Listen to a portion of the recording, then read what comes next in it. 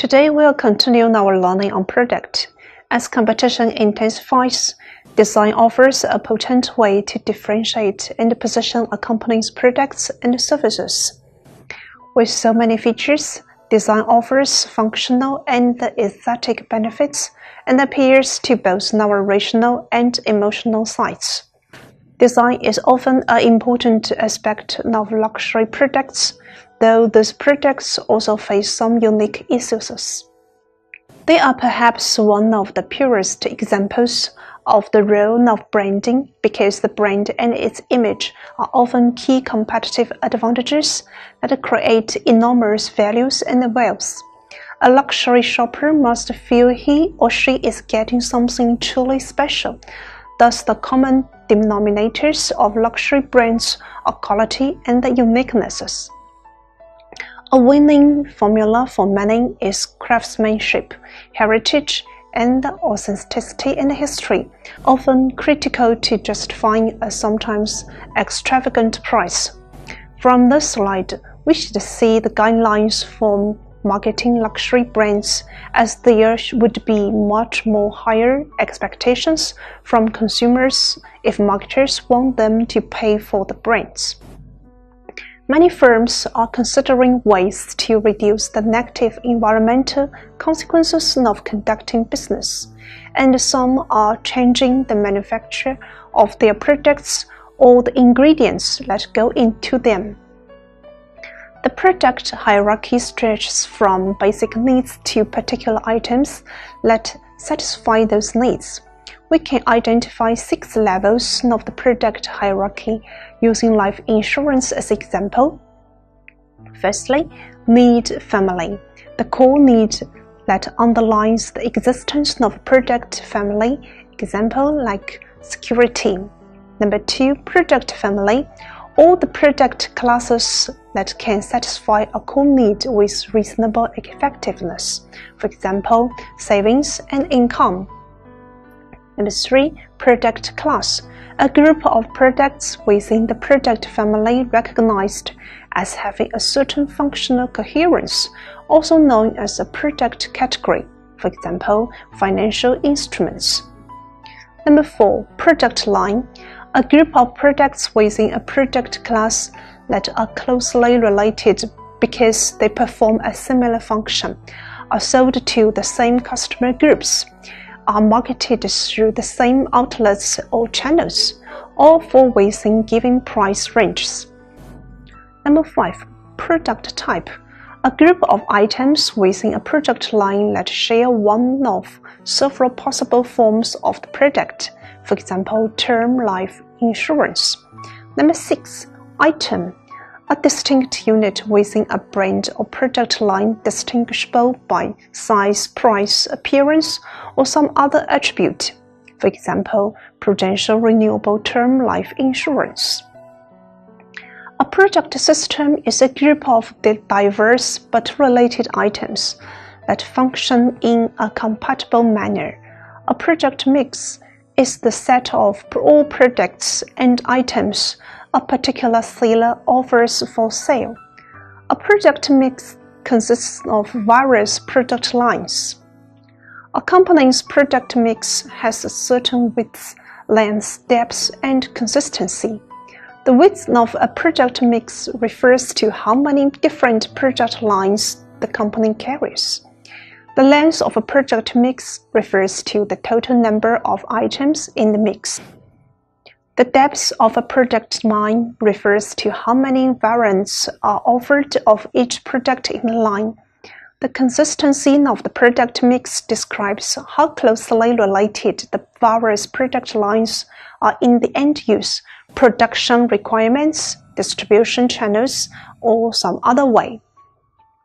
In offering a product line, companies normally develop a basic platform and modules that can be added to meet different customer requirements and lower production costs. Product line managers need to know what the sales and profits of each item in their line to determine which items to build, maintain, harvest, or divest. They also need to understand each product line's market profile and image. Figure 11.3 shows a sales and profit report for a 5-item product line. The first item accounts for 50% of total sales and 30% of total profits. The first 2 items account for 80% of the total sales and 60% of total profits. If those 2 items were suddenly hurt by a competitor, the line's sales and profitability could collapse. These items must be carefully monitored and protected. At the other end, the last item delivers only 5% of the product line's sales and profits. The product line manager may consider dropping this item unless it has strong growth potential. The product line manager must review how the line is positioned against competitors' lines. Consider paper company X with a paperboard product line. 2 paperboard attributes are weight and finish quality. Paper is usually offered at standard levels of 90, 120, 150, and 180 weights. Finish quality is offered at low, medium, and high levels. The product map in Figure 11.4 shows the location of the various product line items of Company X and the 4 competitors A, B, C, and D. Competitor A sells 2 product items in the actual high weight class ranging from medium to low finish quality. Competitor B sells 4 items that vary in weight and finish quality. Competitor C sells 3 items in which the greater the weight, the greater the finish quality. Competitor D sells 3 items, all lightweight but vary in finish quality. Company X offers 3 items that vary in weight and finish quality. The product map also shows which competitors' items are competing against Company X items. Another benefit of product mapping is that it identifies market segments. Figure 13.4 shows the types of paper by weight and quality preferred by the general printing industry, the point of purchase displays industry, and the office supply industry. Product lines tend to lessen over time. Excess manufacturing capacity puts pressure on the product of line manager to develop new items. A company lessens its product line in 2 ways: line stretching and line filling. Line stretching occurs when a company lessens its product line beyond its current range, whether down market, up market, or both ways. Down market stretch. A company positioned in the middle market may want to introduce a lower priced line. Up-market stretch companies may wish to enter the higher end of the market to achieve more growth, realize higher margins, or simply position themselves as full-line manufacturers. Two-way stretch. Companies serving the middle market might stretch their line in both directions. Line filling. A firm can also lessen its product line by adding more items within the present range.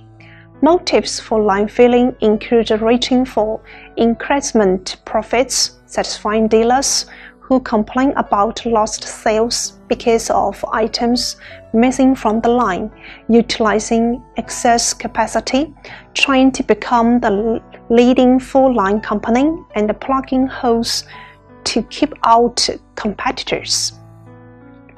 Line modernization, featuring and pruning product lines regularly need to be modernized. The product line manager typically selects one or a few items in a line to feature. Using sales and cost analysis, product line managers must periodically review the line for deadwood that depresses profits. We can distinguish 6 situations calling for product mix pricing, product line pricing, optional feature pricing, captive product pricing, two-part pricing, by-product pricing, and product bundling pricing. Product line pricing. Companies normally develop product lines rather than single products, so they introduce price steps.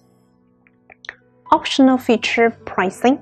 Many companies offer optional products, features, and services with their main product. Captive product pricing. Some products require the use of annually or captive products. Two-part pricing. Service firms engage in two-part pricing, consisting of a fixed fee plus a variable usage fee. By-product pricing. The production of certain goods, meats, petroleum products, and other chemicals often yields byproducts that should be priced on their values. Product bundling price. Sellers often bundle products and features. Pure bundling occurs when a firm offers its products only as a bundle. In mixed bundling, the seller offers goods both individually and in bundles, normally charging less for the bundle than if the items were purchased separately. Marketers often combine their products with products from other companies in various ways.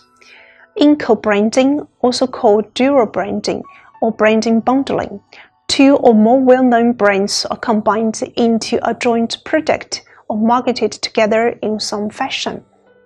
One form of co-branding is same company co-branding, as when General Mills advertises Trix cereals and Yoplait yogurt. Another form is joint venture co-branding, such as General Electric and Hitachi Light Bulbs in Japan, or City Platinum Select Advantage Visa signature credit cards, in which 3 different parties are involved.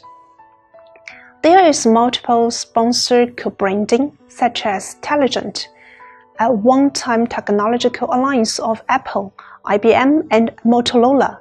Finally, there is retail co-branding, in which 2 retail establishments use the same location to optimize space and profits, such as jointly owned Pizza Hut, KFC, and Taco Bell restaurants. For host products whose brands are not that strong, ingredient brands can provide differentiation and important signals of quality. An interesting take on ingredient branding is self-branded ingredients that companies advertise and even trademark. Westin Hotels advertises its own heavily bed, a critically important ingredient to a guest's good night's sleep.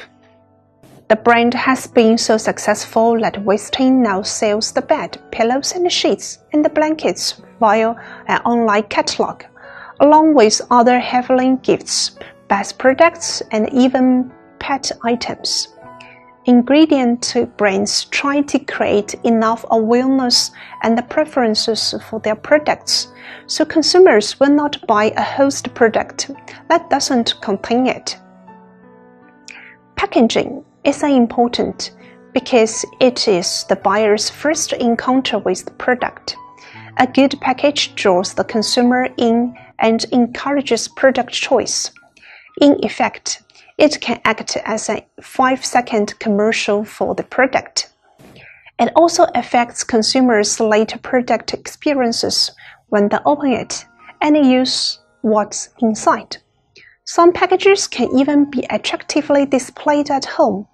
Distinctive packaging like that for Kiwi shoe polish, Altoids mints, and Absolut vodka is an important part of a brand's equity. Several factors contribute to the growing use of packaging as a marketing tool. Self-service. In an average supermarket, which may stock 50,000 items, the typical shopper passes some 300 products per minute. given that 50% or to 70% of all purchases are made in the store, the effective package must perform many sales tasks: attract attention, describe the product's features, create consumer confidence, and make a favorable overall impression. Consumer affluence. Rising affluence means consumers are willing to pay a little more for the convenience, appearance, dependability, and prestige of better packages. Company and brand image. Packages contribute to instant recognition of the company or brand. In the store, they can create a billboard effect, as Garnier Fructis does with its bright green packaging in the hair care aisles. Innovation opportunity. Unique or innovative packaging can bring big benefits to consumers and profits to producers. Companies are always looking for a way to make their products more convenient and easier to use, often charging a premium when they do so. Formally, packaging must achieve a number of objectives that are listed on the slide. To achieve these objectives and satisfy consumers' desires, marketers must choose the functional and aesthetical components of packaging correctly. Color is a particularly important aspect of packaging and carries different meanings in different cultures and market segments. Color can define a brand, from Tiffany's blue box to Cadbury's purple wrapping and Alps brown strokes. Orange, the telemobile operator, uses color as both its name and its look. Table 11.3 summarizes the beliefs of some visual marketing experts about the role of color in Western culture. A label performs several functions. First, it identifies the product or brand. For instance, the name Sunkist stamped on orange. It might also grade the product. Canned peaches are graded labeled A, B, and C. The label might describe the product, who made it, where and when, what it contains, how it is to be used, and how to use it safely. Finally, the label might promote the product through attractive graphics. All sellers are legally responsible for fulfilling a buyer's normal or reasonable expectations. Products on the warranty can be returned to the manufacturer or designated repair center for repair, replacement, or refund. Whether expressed or implied, warranties are legally enforceable. Many sellers offer either general or specific guarantees. Guarantees reduce the buyer's perceived risk. They suggest that the product is of high quality and the company and its service performance are dependable. They can be especially helpful when the company or product is not well known or when the product's quality is superior to that of competitors. That's for product strategy. Next time, we'll move on to a new chapter about pricing. Thank you.